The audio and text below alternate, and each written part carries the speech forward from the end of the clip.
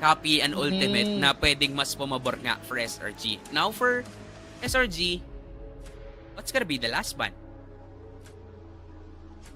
Possible EXP list for SRG ban.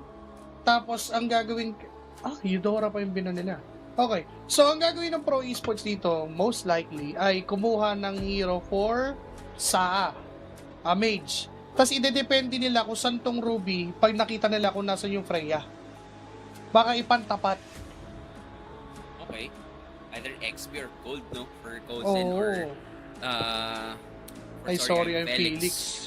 Diba? Pero sa kabilang banda, ang kulang ay hero ni Stormy and hero ni Innocent. So dito talaga nagkakaroon ng mind games ang mga teams natin. Kanino ibibigay tong ganito, kanino ibibigay tong ganyan. Basta finger heart kayo sa akin.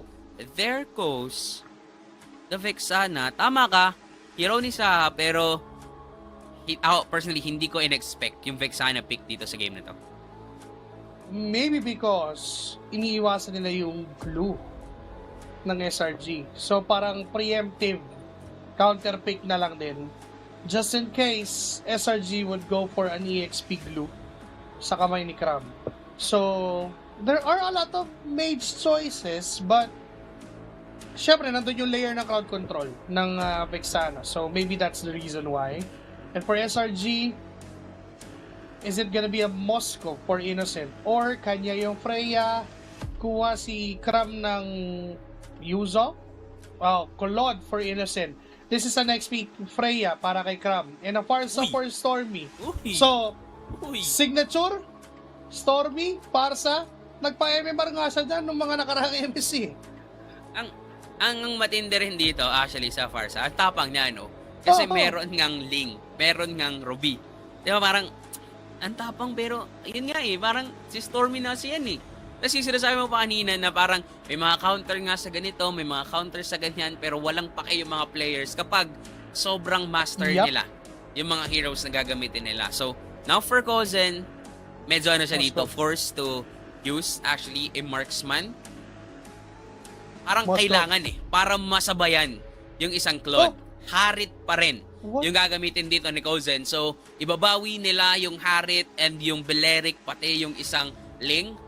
So, tingnan natin if mako-force ng Pro Esports yung Game 3 or this is a sweep mula sa SRG. Kasi, wala naman actually nagbago Nagbago lang yung mapa, pero nagbago din bigla ng drafting pattern dito yung Selangor Red Giants.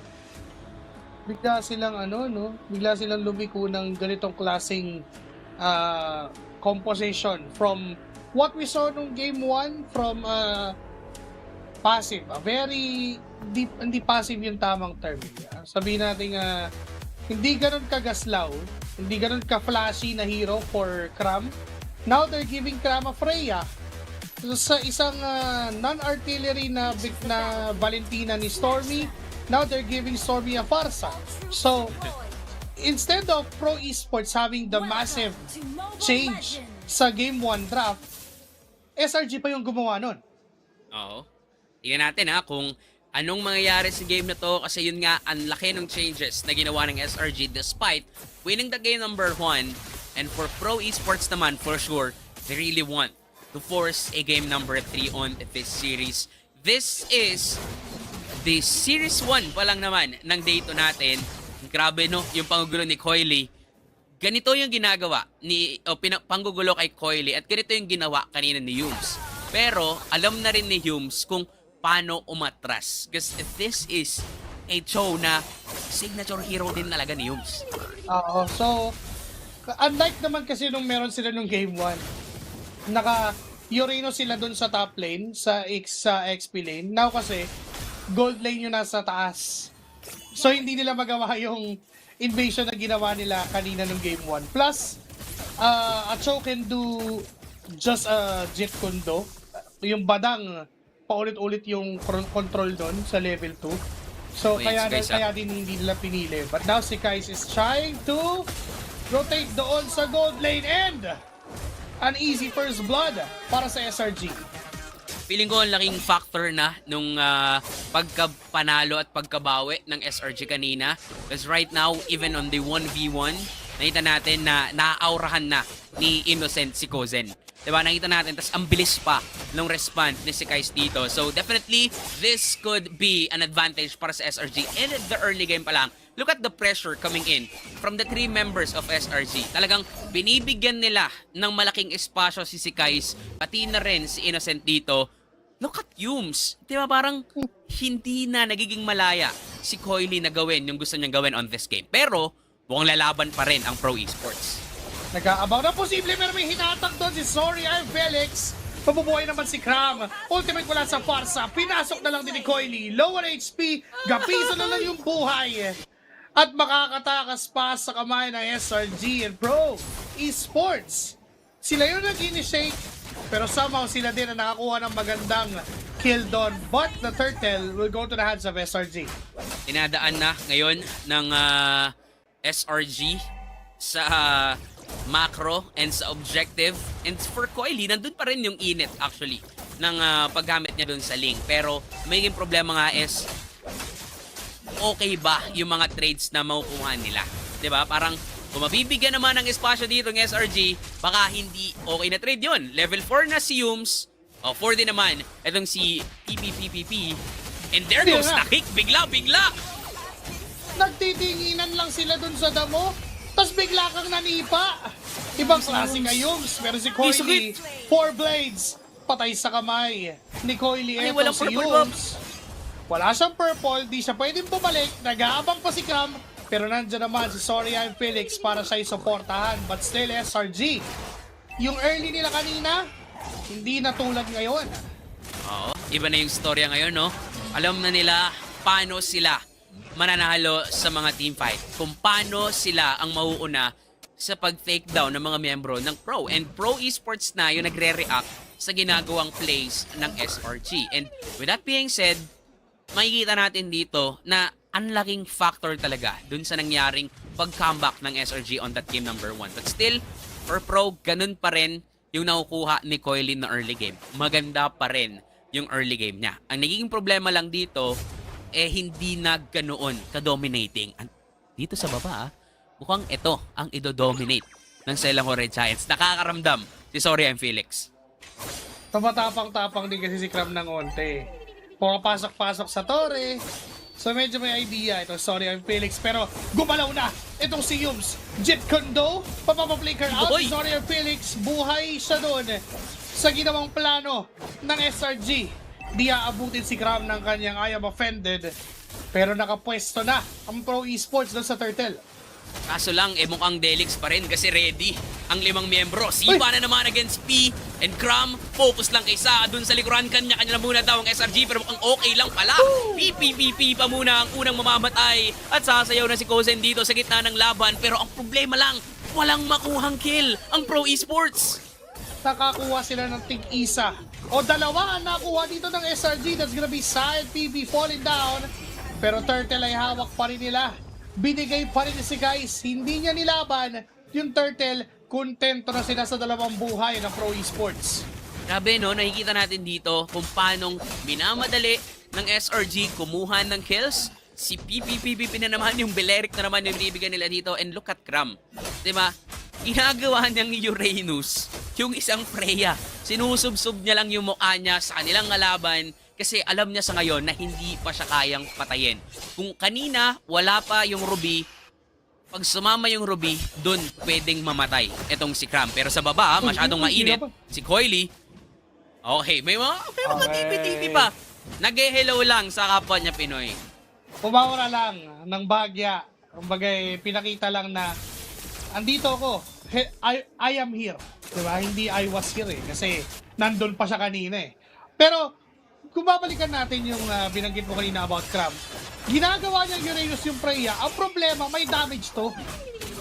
Hindi to tulad ng Uranus na tititigan ka lang, bababarang ka ng bakal, ito, papaluin ka. Diba? So, yun yung mahirap na na kinakaharap ng Pro Esports ngayon. Same impact na ginagawa ni Cram, but this time, better pa dahil may damage nga ngayon. Merong sipa na ginawa si Yun sa gitna At si Sa na naman ang nawala. PBP haharangan ng bahagya ang SRG para makatulak si Kozen, pero nakatulak na ang SRG sa baba. Alam mo, basta available yung sipa dito nitong si Yums, matik may mamamatay eh. Ganoon nila kabisado paano mag-play around on this show. So parang kailangan maging maingat ng mga membro ng Pro kasi walang pinipiling target ang SRG as of now. Alam nila na kahit sino kaya nilang bigyan, na kahit sino kaya nilang pitasin, at mas nakakatakot pa yan sa late game. Kasi 1-0 to na itong si Innocent, what more? Kapag tumaba siya, pero what more? Si Coily mainit na rin sa may parang ibaba, ginagalawan ni Cram, bubuhay pa rin naman siya. Pero nandito sa gilid si Yums, ayan na yung sipa na sinasabi natin, mas napaganda pa for SRG. Wala silang bawi doon. Pero meron naman pala, si Yums ay tutumba sa kamay ng Pro, pero napakagandang targeting, napakagandang abang. Binate lang ng onti ni Cram yung link ni Coily, kaya ngayon walang retry ang Pro Esports at mukhang libre na makukuha yung pagong. Ilalaban na lang Bahagya, flicker wala kay PPP. Ngayon nahabol na, walang flicker yan, yun ang call. Pero hindi naman itutuloy ng SRG kasi nandyan si Kozen at sumayaw, hinabol ito si Cram. Nandyan na si Sikay, pero si Innocent ay nandyan din para pasaluhin ang mga bala. Pero nabuhay pa rin si Kozen, hatid ng shield ng kanyang Chrono Dash, and by that ay makakatakas pa ang Pro at namatay pa si Sikais. Oo, nagiinit na rin yung mga daliri ni Kuya Makozen. Pinaparamdam na rin na kaya din talaga nilang makipagsabayan with the dance floor doon sa bottom lane. Hindi rin siguro totally in-expect ni Innocent na ganoon kataas yung na-generate na shield nung Harit. Kasi for sure, that is a kill na dapat para sa SRG. Diba? Ayan no, blazing duwit, sinalo sa mukha, pinlicker rin pa ni Innocent. That could have been a kill. Diba? And pasalamat na lang din si Kozen kasi hindi pa enough yung damage nung isang Claude. Kasi sa ngayon, sobrang crucial if mamamatay yung mga gold laners nyo. So, kailangan pa rin maging maingat ni Kozen, but still, because of that confidence, pinaparamdam lang sa atin ng Pro Esports that they really are eyeing to force a game number 3. Yung pero kailangan pa rin nilang, teka lang o yung mga ambang ganyan ako binabaan ni Coily. Binabaan ni Coily para masipa sa amin. Nakabang na natang triad. Bait lang din pala ngayon. Si Cram na ang pwedeng isunod. Coily ay umaamba. Pero what a good play mula dito sa Pro Esports. Binate out, no? Baba ako. Pitasin natin si Yums. Nandun pa yung Wrath of Triad dito ni PBPBP. Pero sa taas si Sikais. Siya na yung nagsisilbing Moskov dito for his teammate. Nakikita natin na lamang pa rin yung SRG when it comes to the macro. Pero parang hindi pala. Sorry, I stand corrected. Parehas lang pala sila dito nang nakuha. Tag-isang Torres sa magkabilang lane. At masasabi natin na ngayong game, yung ticket na game. Ngayong game, yung nag-step up yung Pro Esports kasi naglalaro sila ng mga may pa-bait-bait out para ganun. Pero si Yums na naman yung bibigyan. Naku po, hindi na nila pinagalaw pa. Ito si Yums, flicker mula kay PvP. Naiwan nga lang yung Wrath of Triad dun sa flicker. Diba? Yun yung yung medyo mahirap timingan. Nag-flicker ulti, kaso wala siyang tinamaan doon. Alam na ngayon ng SRG yung bagay na yon. Pero tutuloy pa rin ang Pro sa paghawak doon sa Lord. Nandyan pa naman yung mga layers ng control nila. Sorry, and Felix, and even sa hindi makalapit si Sikais, pero ganito rin yung kanina, kaso ngayon hindi na papayag si Coily na maagawan pa, and this time takbuhan ang Pro Esports, pero hahabol ang SRG. Sikais is down, nasa iyo ni Kozen, nasipa lang ni Yums, kaso sa likod si Cram ay magagalit pero mabibigyan pa rin ng Pro Esports. Lord, ay hawak nila, nagpalitan at lamang pa sila doon sa nakuhang trade. Meron pang laban yata na magaganap sa may bandang ibaba, pero hindi na rin pa itutuloy at ipipilit ng dalawang koponan. Pro Esports, nakita natin yung pagkakabawi din ni Coily on that retry. And still, merong trade na nakuha dito ang SRG killing Kozen. Pero nakita natin na after that, hindi na nila pinilit pa. After that, ayaw nilang magkaroon pa ng casualty. Especially for Pro, gusto nilang kunin na yung lead na to against Selangor Red Giants. At ganun nga yung ginagawa nila. Inibigyan nila ng binibigyan si Yums. Kasi ngayon, enough yung damage nila, enough yung burst capability nila na kahit sino, bibigyan na nga. Ngayon, si Sikais ay makakatakas doon sa kanyang napakaraming dash. Because of that, ay buhay pa rin naman itong si Sikais. Pero, sino ka ba nakakuha nung purple na yun? Parang nakakuha pa rin niya eh.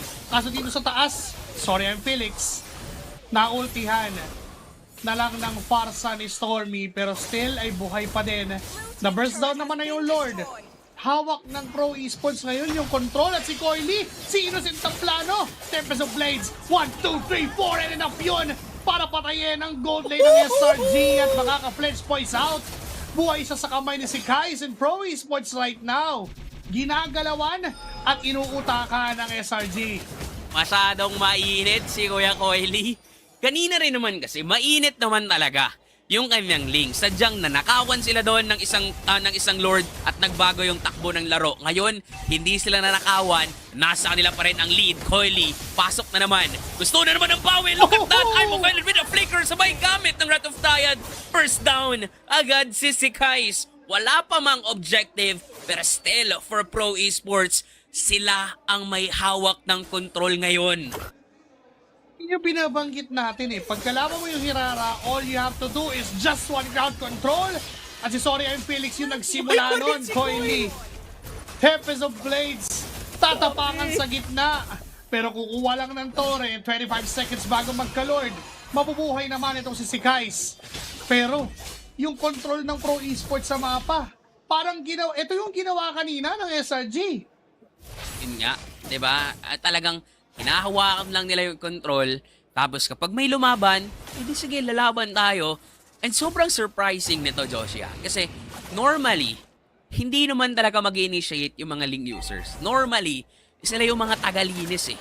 Oo. 'Di ba? Pero si Coily, ginagawa niyang bait yung sarili niya.